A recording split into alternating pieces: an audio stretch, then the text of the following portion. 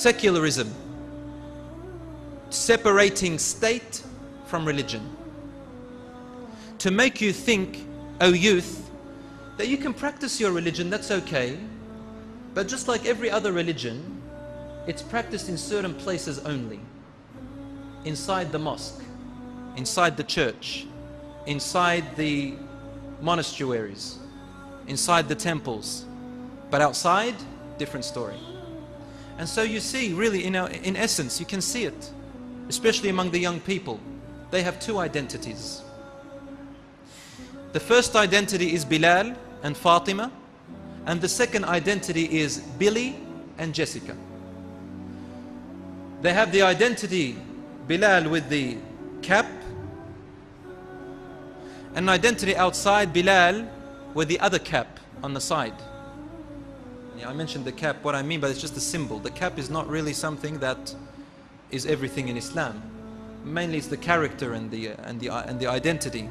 But what I mean by that is the identity is changed. Fatima with a hijab. Outside, Fatima, different story, tight clothing, and so on and so forth. The whole perception is changed.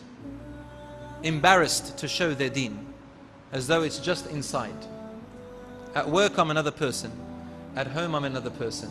In the masjid I'm religious, out in the street I'm something else. So this is secularism, teaching young men and women, be what you want to be, do what you want to do. Religion is a distraction. Religion is for the ancient-minded. Islam is like any other religion. It's a restriction.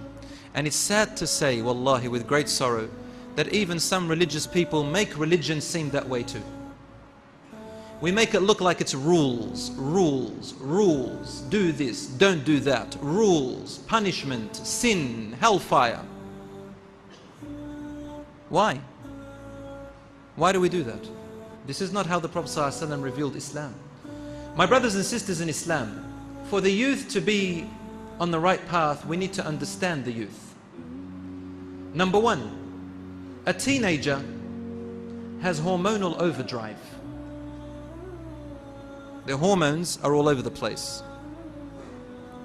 Number two, scientifically proven, the frontal lobe of the teenager has not fully developed yet.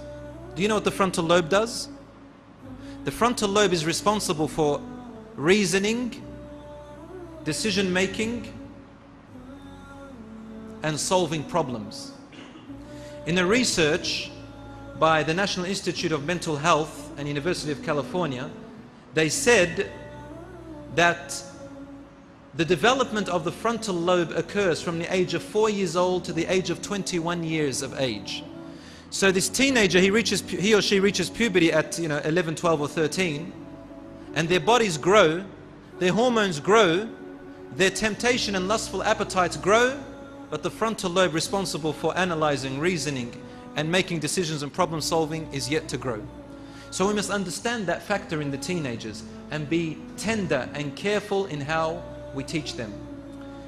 The teenager is very sensitive about their image, their perception of how people think of them. They want to be respected. They want their views to be acknowledged. And they want to be accepted by their peers. Girls and boys are different in their methods, but the same desire is there either way. They want to be respected and acknowledged. They don't want to be shunned aside as if their views are insignificant. They are frustrated. They are frustrated because they feel that they have lack of freedom. They feel that they are powerless. They feel that they want to be independent, girls and boys. We need to understand this factor, brothers and sisters, before we begin to penalize them and punish them and put them down or anything like that. This is what they want. And that's why Allah made parents go through that first. When we understand that, then we can understand how to tackle the current culture of the young generation. Ah